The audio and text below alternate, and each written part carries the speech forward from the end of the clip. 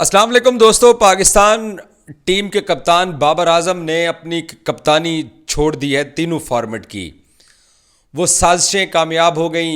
वो लालच सबसे ज़्यादा जो बाबर आजम को मरवाया है वो लालच ने मरवाया है, जो कि पाकिस्तानी टीम में लालच काफ़ी दिनों से आई हुई थी। आपको एशिया कप के ड्रेसिंग रूम की मेरी स्टोरी याद है, जिसके ऊपर मेरे बारे में बड़ी बातें की गई थी कि जनाब ड्रेसिंग रूम की चीज़ को क्यों लीक किया गया है। और उस वक्त वो लालच ही थी जिसने एशिया कप में श्रीलंका के सामने पाकिस्तान ने 42 ओवर में 253 रन करने थे, जिसका हमसे दिफा नहीं हो पाया। वो लालच ही थी अफ़गानिस्तान के ख़िलाफ़, साउथ अफ्रीका के ख़िलाफ़, जिनका पाकिस्तानी बॉलिंग लाइनअप दिफा नहीं कर पाई थी। ये लालच ही थी कि पाकिस्तानी टीम के कुछ साबिक क्रिकेटर्स बाहर बैठ के कप्तान बाबर आजम के बारे में वो डोरियां खींचते रहे कि कप्तानी से हटाया जाए, क्योंकि उनको लालच थी, वो किसी और को कप्तान बनाना चाहते थे। और वो इस वर्ल्ड कप में जो मर्जी कोई कहता रहे, बाबर आजम के कप्तानी छोड़ने के फैसले की बहुत सारी वजूहात शायद मीडिया पे लाना मुनासिब नहीं होगा, ना उन पे बात करना अच्छा है, लेकिन बहुत सारी चीज़ें शायद मैं भी जानता हूँगा। लेकिन जो किसी के खिलाफ साजिश करते हैं, या जो किसी के खिलाफ, मैं साजिश नहीं कहूँगा, मैं लालच कहूँगा, जो लालच में आके ये सब कुछ किया गया पाकिस्तानी टीम के साथ। सबसे पहले इस टीम का इत्तेहाद टूटा गया था। मैंने एशिया कप में भी कहा था कि लालच आ गई है इस टीम के अंदर। इस टीम के अंदर वो एक कप्तानी की ख्वाहिश आ गई है, जिसकी वजह से ये टीम एशिया कप में अंडर परफॉर्म रही, और फिर वर्ल्ड कप में हम सब ने देख लिया कि इंडिया में आके टीम ने क्या किया है। सो उस लालच की वजह से आज बाबर आजम को अपनी तीनों फॉर्मेट की कप्तानी छोड़नी पड़ी। बाबर आजम जब chairman PCB Zaka Ashraf, management committee के सरबराह ज़का अशरफ से मिलने के लिए आए, तो बाबर आजम के साथ जो उनकी बातचीत हुई, तो उन्होंने ज़का अशरफ ने उन्हें कहा कि हम चाहते हैं कि आप ऑस्ट्रेलिया में टेस्ट सीरीज़ के अंदर पाकिस्तानी टीम की कप्तानी करें। तो बाबर आजम ने उनको कहा कि मैं अपने वालिद से मशवरा करके बताता हूँ कि आया मैं टेस्ट सीरीज़ की टेस्ट टीम की क़यादत अपने पास रखूँ या मैं वो छोड़ दूँ। बाबर पाकिस्तान क्रिकेट बोर्ड के हेडक्वार्टर से चले गए, और उसके बाद पाकिस्तान क्रिकेट बोर्ड की तरफ से बिल्कुल खामोशी हो गई, और बाबर ने ट्विटर पे जाके अपने वालिद से मशवरे के बाद अपनी कप्तानी छोड़ने के फ़ैसले का ऐलान कर दिया। और ये जो पाकिस्तान क्रिकेट बोर्ड के सरबराह ज़का अशरफ साहब बैठे हुए हैं, आज इन्होंने मिकी ऑर्थर और ग्रांट ब्रैडबर्न को भी कह दिया कि हम आपको ऑस्ट्रेलिया टेस्ट सीरीज़ के ऊपर असाइनमेंट पे नहीं भेज रहे हैं, आपको बरतरफ नहीं किया जा रहा, लेकिन आप लोग जो हैं वो पाकिस्तान क्रिकेट बोर्ड के मुलाजिम रहेंगे, लेकिन आपको कोई और असाइनमेंट दी जाएगी। ज़का अशरफ बुनियादी तौर पर ना बाबर आजम को हटा सकते थे, ना कप्तान चेंज कर सकते थे, और ना ही वो मिकी ऑर्थर लोगों को वो सैक कर सकते थे। अगर ज़का अशरफ के पास इख्तियार होता तो ज़का अशरफ आज इन लोगों को टर्मिनेट करता। बाबर से इस्तीफ़ा लिया गया क्योंकि बाबर खुद ही ये माइंड बना चुका था।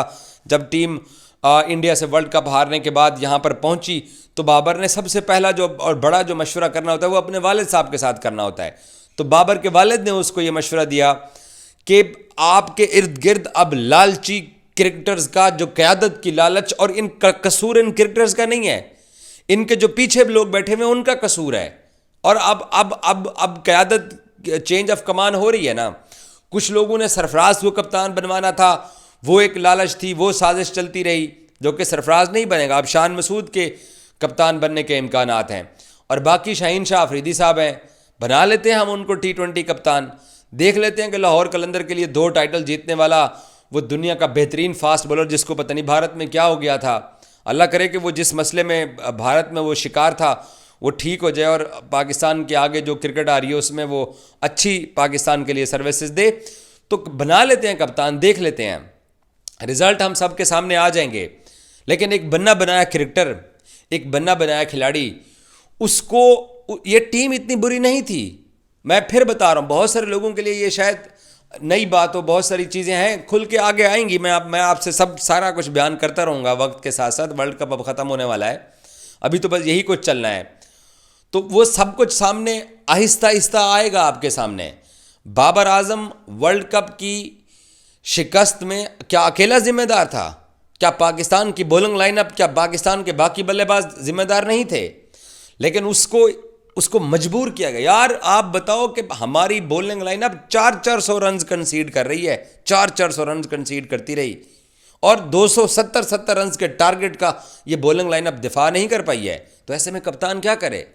उसके जब प्रीमियम फास्ट बॉलर्स उसके लिए आउट ना करें, उसके लिए उसका नायब कप्तान आउट ना करे, वो स्पिनर्स लाए तो वो आउट ना करें, तो वहां पर कप्तान वो क्या करता? उसने क़यादत ही छोड़नी थी। भारत में भी हमने विराट कोहली के साथ यही होते हुए देखा कि उसको कप्तानी छोड़नी पड़ गई थी। उसको तो 1 घंटा पहले बताया गया कि आप जो है ना वो वाइट बॉल के कप्तान नहीं है, T20 उसने ऑलरेडी छोड़ दिया था, तो उसने फिर टेस्ट क़यादत भी छोड़ दी थी। तो इसलिए अब बाबर ने भी टेस्ट कप्तानी छोड़ दी है। ये पाकिस्तान क्रिकेट में ऐसा पहली दफ़ा नहीं हुआ है, ये बहुत अरसा पहले भी होता आया है। अब जो नया कप्तान आएगा ऑस्ट्रेलिया के खिलाफ टेस्ट सीरीज में जाके वो खेलेगा, रिजल्ट हम सबको पता है कि ऑस्ट्रेलिया में हमारे साथ क्या होता चला है। हमने पिछले 28 साल में ऑस्ट्रेलिया में कभी टेस्ट मैच नहीं जीता, सिंगल टेस्ट मैच नहीं जीता, और 60-70 साल हो गए हमने ऑस्ट्रेलिया के खिलाफ टेस्ट सीरीज ऑस्ट्रेलिया में जाकर नहीं जीती है। वो तो हमें हमारे घर में आकर टेस्ट सीरीज हरा के चले गए हैं।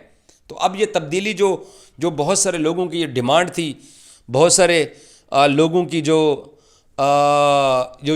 चीज़ें थी वो सामने आ गई हैं, और पाकिस्तान क्रिकेट बोर्ड ने अब जो फैसला करना था वो कर लिया।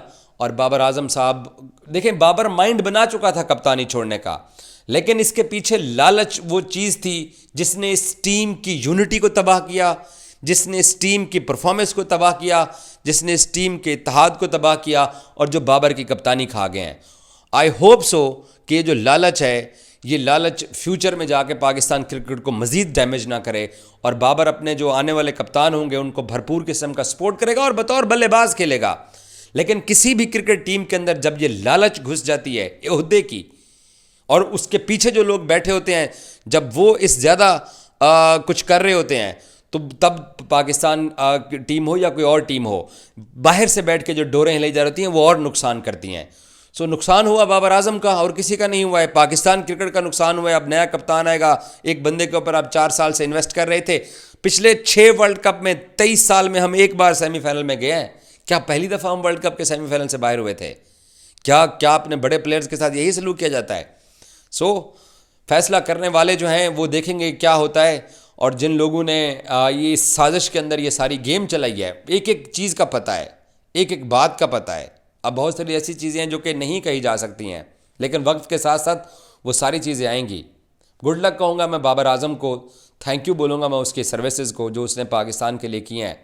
और हम इंडिया पाकिस्तान का ये कल्चर है कि हम अपने बड़े खिलाड़ियों को इसी तरीके से जलील करके निकालते हैं, इसी तरीके से उसने स्टेप डाउन कर दिया है। अब देखते हैं आगे क्या होता है। Thank you.